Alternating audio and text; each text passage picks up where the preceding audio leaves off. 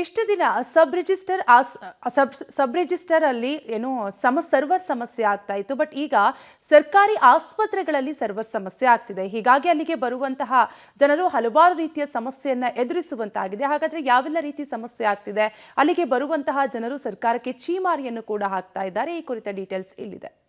ಸರ್ಕಾರಿ ಆಸ್ಪತ್ರೆಗಳಲ್ಲಿ ಸರ್ವರ್ ಸಮಸ್ಯೆ, ಮೆಡಿಕಲ್ ರಿಪೋರ್ಟ್ ಸಿಗದೆ ರೋಗಿಗಳ ಪರದಾಟ, ರಿಪೋರ್ಟ್ಗಾಗಿ ಸಾಲುಗಟ್ಟಿ ನಿಲ್ಲುತ್ತಿರೋ ಜನ, ಆರೋಗ್ಯ ಇಲಾಖೆ, ವೈದ್ಯಕೀಯ ಶಿಕ್ಷಣ ಇಲಾಖೆಗಳ ದಿವ್ಯ ನಿರ್ಲಕ್ಷ್ಯ, ಬೇಜವಾಬ್ದಾರಿಯಿಂದ ಇವತ್ತು ಸರ್ವರ್ ಸಮಸ್ಯೆ ಆಸ್ಪತ್ರೆಗಳಿಗೂ ತಟ್ಟಿದೆ. ಸಾಮಾನ್ಯವಾಗಿ ನ್ಯಾಯಬೆಲೆ ಅಂಗಡಿ, ಉಪನೋಂದಣಿ ಕಚೇರಿಗಳಲ್ಲಿ ಸರ್ವರ್ ಸಮಸ್ಯೆ ನೋಡ್ತೀವಿ.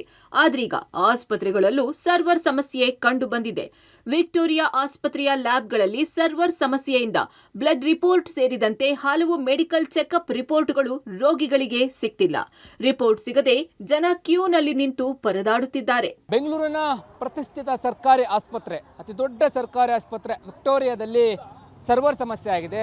ಸರ್ವರ್ ಸಮಸ್ಯೆಯಿಂದಾಗಿ ರೋಗಿಗಳಿಗೆ ನೀಡುವಂಥ ರಿಪೋರ್ಟ್ ತಡ ಆಗ್ತಾ ಇದೆ. ಇದರಿಂದಾಗಿ ಜನ ಪರದಾಡುವಂಥ ಸ್ಥಿತಿ ನಿರ್ಮಾಣ ಆಗಿದೆ. ಹೇಗಿದೆ ಚಿತ್ರಣ ನೋಡ್ಬೋದು. ಇದು ರಿಪೋರ್ಟ್ ನೀಡುವಂತಹ ವಿಭಾಗ. ಪ್ರತಿಯೊಂದು ಟೆಸ್ಟ್ಗಳ ರಿಪೋರ್ಟ್ ಕೂಡ ಇಲ್ಲಿಯೇ ನೀಡುವಂಥದ್ದು. ಆದರೆ ಇಲ್ಲಿ ಸಿಗ್ತಾ ಇಲ್ಲ. ಸರ್ವರ್ ಡೌನ್ ಆಗಿದ್ದು ರಿಪೋರ್ಟ್ ಸಿಗದೆ ಜನ ಕಾಯುವಂಥ ಪರಿಸ್ಥಿತಿ ನಿರ್ಮಾಣ ಆಗಿದೆ.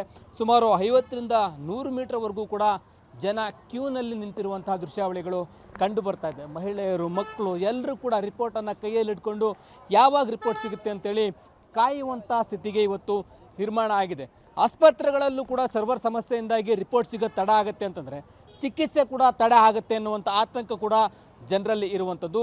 ಕೂಡಲೇ ಸರ್ಕಾರ ಎಚ್ಚೆತ್ತುಕೊಂಡು ಆಸ್ಪತ್ರೆಗಳಲ್ಲಾದರೂ ಸರ್ವರ್ ಸಮಸ್ಯೆಯನ್ನು ಸರಿಪಡಿಸಬೇಕಾಗುತ್ತೆ. ಸಾಮಾನ್ಯವಾಗಿ ಬೆಂಗಳೂರು ವನ್ಗಳಲ್ಲಿ, ಕರ್ನಾಟಕ ವನ್ಗಳಲ್ಲಿ, ಕಂದಾಯ ಇಲಾಖೆ, ಏರ್ವೇ ಕಚೇರಿಗಳಲ್ಲಿ ಸರ್ವರ್ ಸಮಸ್ಯೆ ನೋಡಿರ್ತೀವಿ. ಆದರೆ ಆಸ್ಪತ್ರೆಗಳಲ್ಲೂ ಕೂಡ ಸರ್ವರ್ ಸಮಸ್ಯೆಯಿಂದಾಗಿ ಕೊಡುವಂಥ ರಿಪೋರ್ಟ್ ತಡ ಆದರೆ ಜನರಿಗೆ ತೀರಾ ಸಮಸ್ಯೆ ಆಗುತ್ತೆ. ಇನ್ನು ರಿಪೋರ್ಟ್ಗಾಗಿ ಮಹಿಳೆಯರು ಆಸ್ಪತ್ರೆ ಸಿಬ್ಬಂದಿ ಜೊತೆ ಜಗಳ ಆಡ್ತಾ ಇದ್ದಾರೆ. ಬ್ಲಡ್ ಕೊಟ್ಟು 3 ದಿನ ಆದ್ರೂ ರಿಪೋರ್ಟ್ ಬಂದಿಲ್ಲ ಅಂತ ವಾಗ್ವಾದಕ್ಕಿಳಿದಿದ್ದಾರೆ.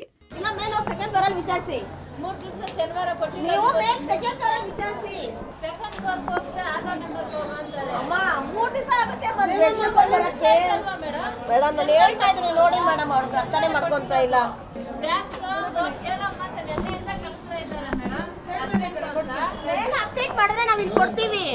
ಇನ್ನು ಸುಮಾರು 50 ಮೀಟರ್ 100 ಮೀಟರ್ ವರೆಗೂ ಜನ ನಿಂತಿದ್ದಾರೆ. ಗಂಟೆಗಳು ಕಾದ್ರೂ ರಿಪೋರ್ಟ್ ಸಿಗ್ತಾ ಇಲ್ಲ. ಸರ್ವರ್ ಸಮಸ್ಯೆಯಿಂದ ಹೈರಾಣಾಗಿದ್ದಾರೆ.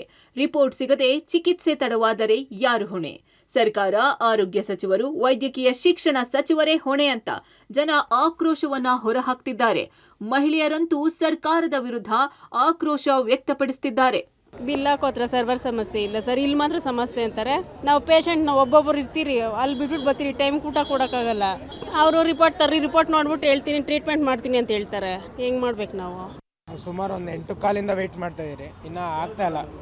ಟೈಮ್ 9:45 ಆಗ್ತಾಯಿತ್ತು. ಟೈಮ್ ವೇಸ್ಟ್ ಆಗ್ತಾಯಿತ್ತು ತುಂಬ.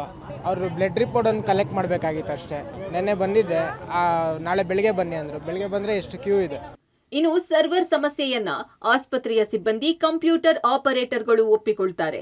ಸರ್ವರ್ ಸಮಸ್ಯೆಯಿಂದ ತಡ ಆಗ್ತಿದೆ ಅಂತಾರೆ. ಸರ್, ಇವತ್ತು ಸರ್ವರ್ ಸ್ಲೋ ಇತ್ತು, ಅದಕ್ಕೋಸ್ಕರ ಸರ್.